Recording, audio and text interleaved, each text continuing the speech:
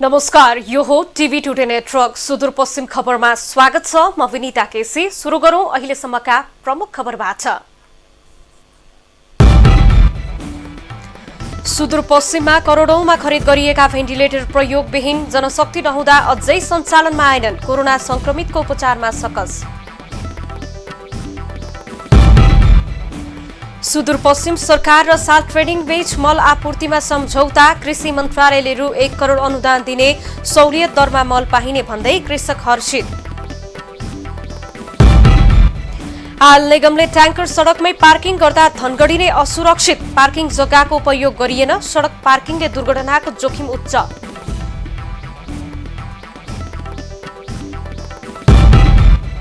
कैलाली कञ्चनपुरमा काठ दाउराको चरम अभाव, उपभोक्ताहरू चर्को मूल्यमा खरिद गर्न बाध्य, काठ दाउरा संकलनमाथि सरकार प्रतिबन्ध अझै खुलेन।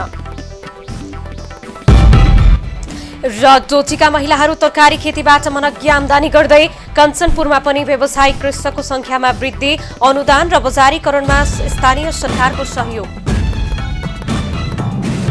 अब सुदूरपश्चिम खबर विस्तारमा।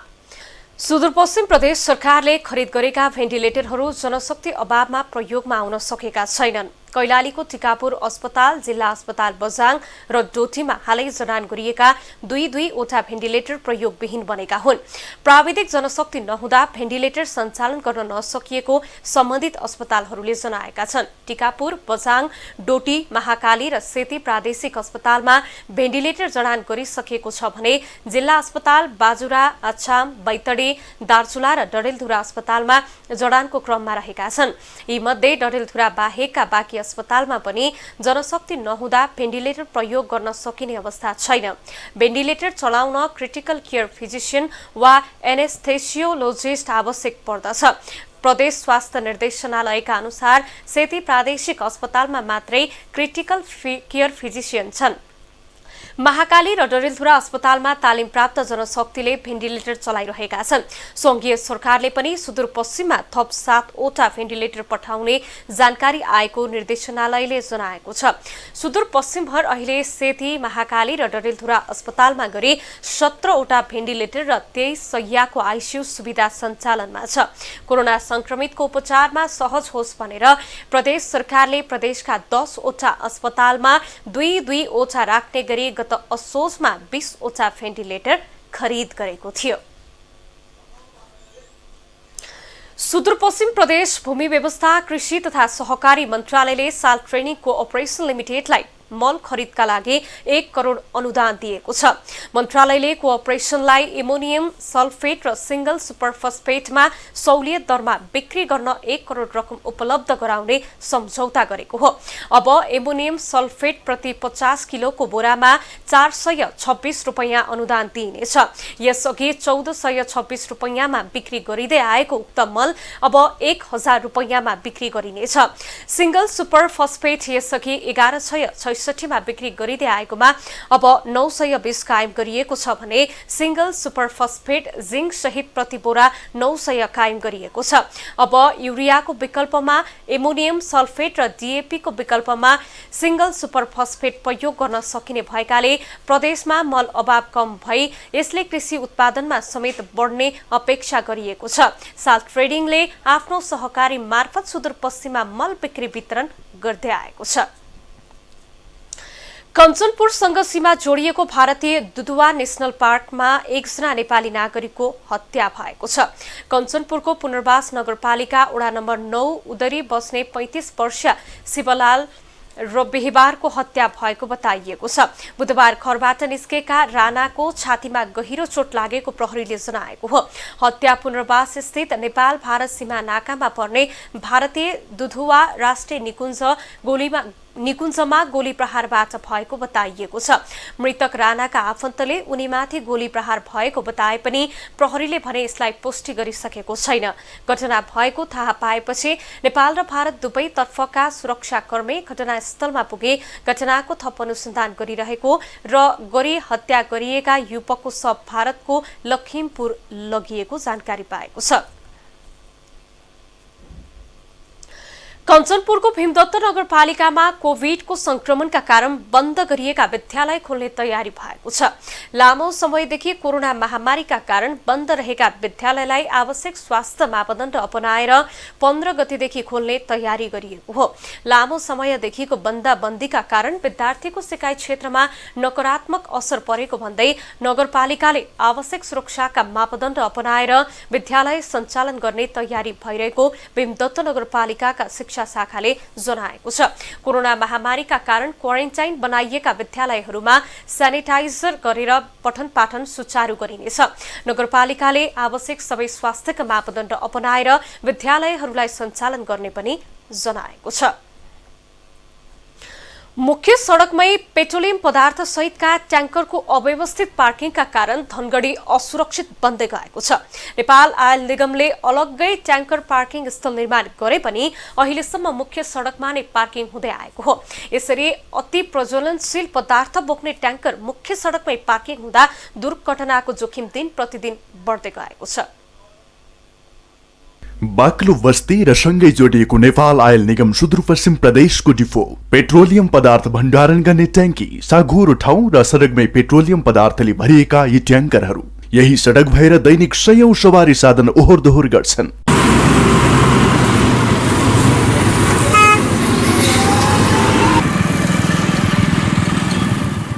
यो दृश्य हो नेपाल आयल निगम सुदूरपश्चिम प्रदेश कार्यालय डिपो आसपासको। धनगढी उपमहानगरपालिका 3 चटकपुरमा सडकमै लस्करमा डिजेल पेट्रोलले भरिएका ट्याङ्करहरू छन्।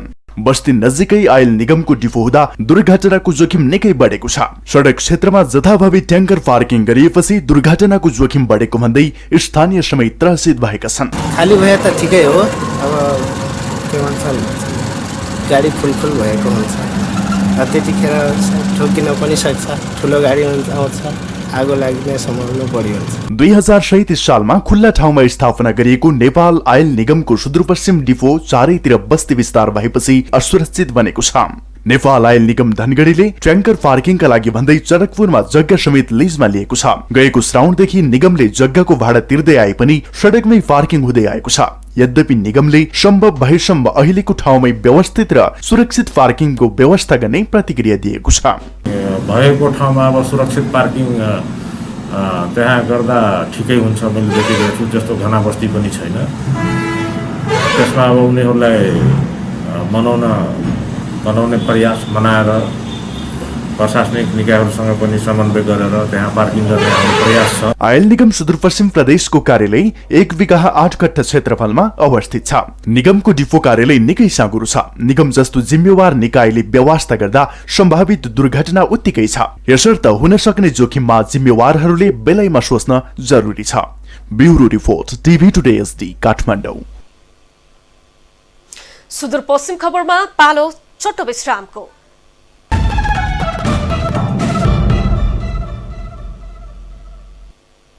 अब बाँकी खबर। सामुदायिक वनबाट काठ दाउरा संकलनमा बन्देज लगाइएपछि कञ्चनपुरमा काठ दाउराको अभाव हुन थालेको छ। सामुदायिक वनबाट थोरै मूल्यमा उपलब्ध हुने काठ दाउरा नपाइने भएपछि स्थानीय उपभोक्तालाई चर्को मूल्यमा दाउरा तथा काठ खरिद गर्नुपर्ने बाध्यता भएको छ। घरमा समेत काठकै अभावमा अलपत्र छन्। धेरैजना काठको विकल्पमा एल्युमिनियमको प्रयोग गरी घर निर्माणमा जुट्न थालेका छन्। विपन्न परिवारका लागि घरयासी इन्धनका रूपमा प्रयोग हुने दाउरा उपलब्ध नहुँदा साँझ बिहानको खाना पकाउन निकै अप्ठ्यारो पर्न थालेको छ। वन क्षेत्रमा काटिएका काठ दाउरा कुहिएर जान थाले पनि विवाह, व्रतबन्ध, चाडपर्व लगायत अन्य कार्यका लागि काठ दाउरा खरिद गर्नुपर्ने अवस्था छ। उपभोक्ताले घर काज, मृत्यु संस्कार, धार्मिक कार्य लगायतमा काठ दाउराको माग गर्दै आए पनि दिन नसक्दा वन संरक्षणमा उपभोक्ताको धारणा नकारात्मक बन्दै जान थालेको सामुदायिक वनका पदाधिकारीहरूको भनाइ छ। वन क्षेत्रमा काटेको काठ संलग्न गरी घाट गद्दी गर्ने कार्य नहुँदा काठ चोरी हुने, आगलागी भई नष्ट हुने, कुहिने र सामुदायिक वनको आमदानी र काठबाट उपलब्ध हुने राजस्वमा ह्रास आउने समस्या बढ्दै गएको छ। मन्त्री परिषदको गत जेठ 15 गतेको निर्णय अनुसार सालका काठ दाउरा संकलन तथा वितरणमाथि प्रतिबन्ध लगाइएको थियो। कञ्चनपुरमा स्थानीयको विद्युतीय सामग्री तोडफोड गर्ने युवकलाई प्रहरीले पक्राउ गरेको छ। जिल्लाको कृष्णपुर नगरपालिका 8मा 9 जना स्थानीयको विद्युतको मिटर बक्स र टेलिभिजन तोडफोड गर्ने अन्दाजी 27 वर्षीय जगदीश बोहरालाई पक्राउ गरिएको जिल्ला प्रहरी कार्यालय कञ्चनपुरले जनाएको छ। जिल्ला प्रहरी कार्यालयका प्रवक्ता प्रहरी नायब उपरीक्षक अमर बहादुर थापाले बोहरालाई पक्राउ गरिएको बताउँदै मानसिक अवस्था ठिक नभएको पाइएपछि उपचारका लागि आफन्तको जिम्मा लगाएको जानकारी दिनुभयो। बोहराले धारिलो हात हतियार देखाउँदै तोडफोड गरेको स्थानीयको गुनासोपछि प्रहरीले उनलाई पक्राउ गरेको थियो। सेती प्रादेशिक अस्पतालबाट कुरुवाको 35,000 नगद सहित 3वटा मोबाइल चोरी भएको छ। अस्पतालको एनआईसीयू वार्डबाट धनगढी उपमहानगरपालिका 2 सन्तोषी टोल बस्ने झरना बमको नगद 35,000 सहित 3वटा मोबाइल, मोटरसाइकलको ब्लूबुक, लाइसेन्स लगायतका सामान चोरी भएको हो। सामान चोरी भएको विषयमा अस्पताल प्रशासन र प्रहरीलाई सोही दिन जानकारी गराइसकेको भए पनि अहिलेसम्म कुनै पत्ता लागेको छैन। कैलालीका थप 38 जनामा कोरोना संक्रमण पुष्टि भएको छ। सेती प्रादेशिक अस्पताल प्रयोगशालामा शुक्रबार 318 जनाको परीक्षण गर्दा थप 38 जनामा संक्रमण पुष्टि भएको हो। संक्रमितहरूमध्ये धनगढी उपमहानगरपालिकाका 21 जना, भजनी नगरपालिकाका 8 जना, लम्कीचुहा नगरपालिकाका 6 जना, गोदावरी नगरपालिकाका 2 जना, गौरीगंगा नगरपालिका, घोडाघोडी नगरपालिका र टिकापुर नगरपालिकाका 1-1 जनामा पनि संक्रमण पुष्टि भएको छ। कैलालीकै ठेगाना नखुलेका 4 जनामा समेत संक्रमण पुष्टि भएको बताइएको छ। यस्तै डडेलधुरा उपक्षेत्रीय अस्पतालमा गरिएको परीक्षणमा थप 27 जनामा संक्रमण देखिएको स्वास्थ्य मन्त्रालयले जनाएको हो। सुदूरपश्चिम खबरमा फेरि छोटो विश्राम।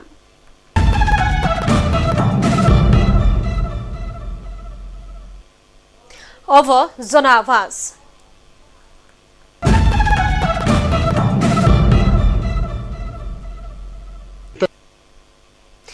नेपाली अर्थतन्त्रको भरपर्दो आधार कृषि क्षेत्रमा कोरोना महामारीका कारण चुनौती र अवसर उत्पन्न भएको छ।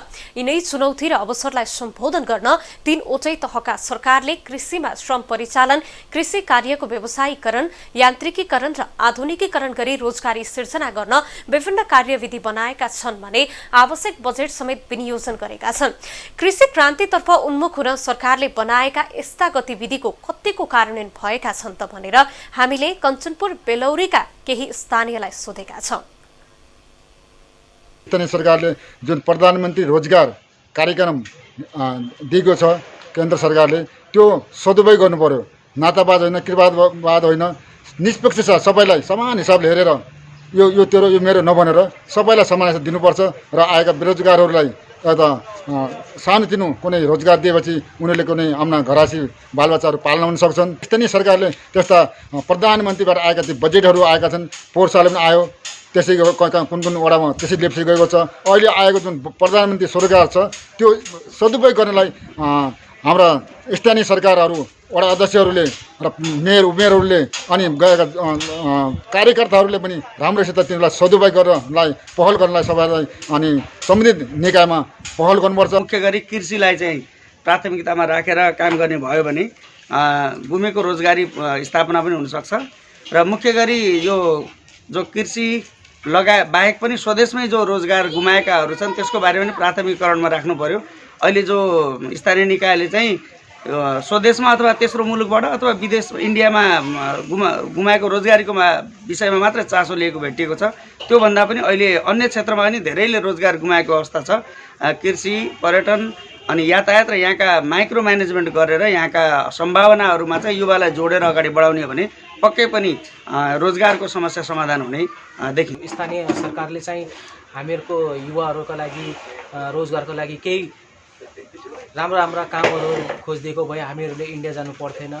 अनि यहाँको सरकारले के गरिदिनु पर्यो भनेपछि केही कल कारखानाहरू भयो, केही बाटोघाटोहरू भयो, त्यस्ताहरूमा पनि युवाहरूलाई केही काम पाइन्छ भनेपछि उनीहरूलाई विदेश जानु पर्थेन अनि त्यसपछि इन्डिया जानु पर्थेन। कृषि कार्यक्रम अन्तर्गत दिइने यस बेलौर नगरपालिकाबाट एउटा लगनशील युवा लक्षित कार्यक्रमहरू युवाहरूलाई रोजगारमुख गराउनको लागि, पशुपालन कृषि सम्बन्धी व्यवसाय गर्नको लागि स्थानीय नगरपालिका र वडा लगायत यो हाम्रो प्रदेश सरकारबाट कृषि सम्बन्धी बिउ बिजन तरकारी बालीबारीमा पशुपालन सम्बन्धी प्रत्यक्ष रूपमा लाभान्वित हुने गरी कृषकहरूका लागि लगानीको वातावरण हुन आवश्यक छ। अब आर्थिक खबर।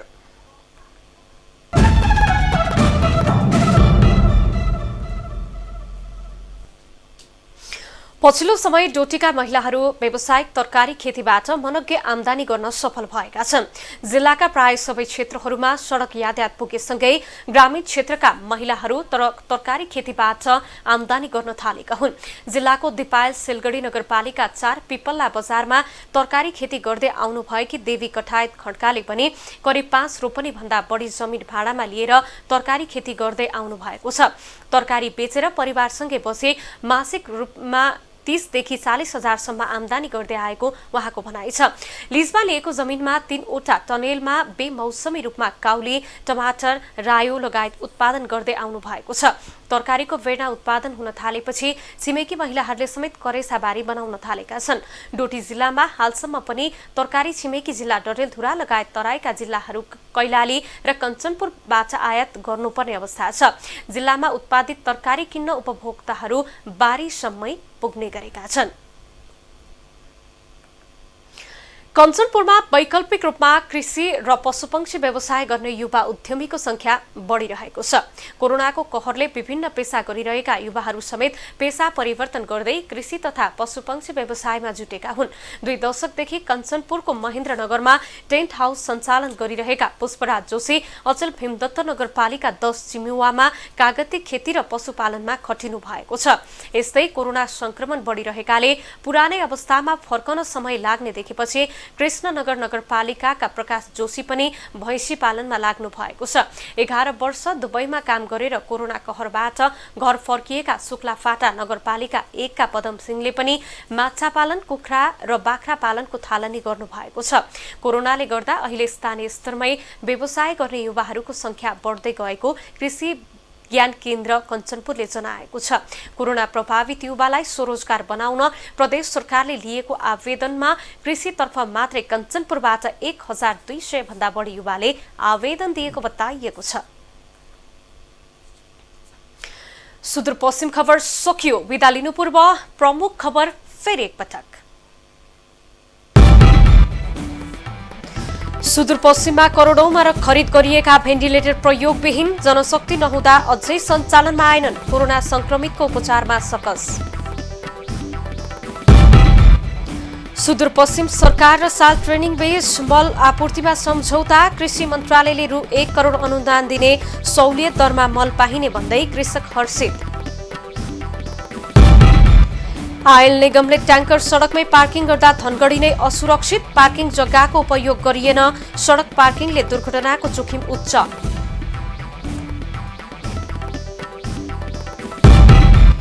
कैलाली कञ्चनपुरमा काठ दाउराको चरम अभाव, उपभोक्ताहरू चर्को मूल्यमा खरिद गर्न बाध्य, काठ दाउरा सङ्कलनमाथि सरकारी प्रतिबन्ध अझै खुलेन। र जोटीका महिलाहरू तरकारी खेतीबाट मनग्गे आमदानी गर्दै कञ्चनपुरमा पनि व्यावसायिक कृषकको संख्यामा वृद्धि, अनुदान र बजारीकरणमा स्थानीय सरकारको सहयोग।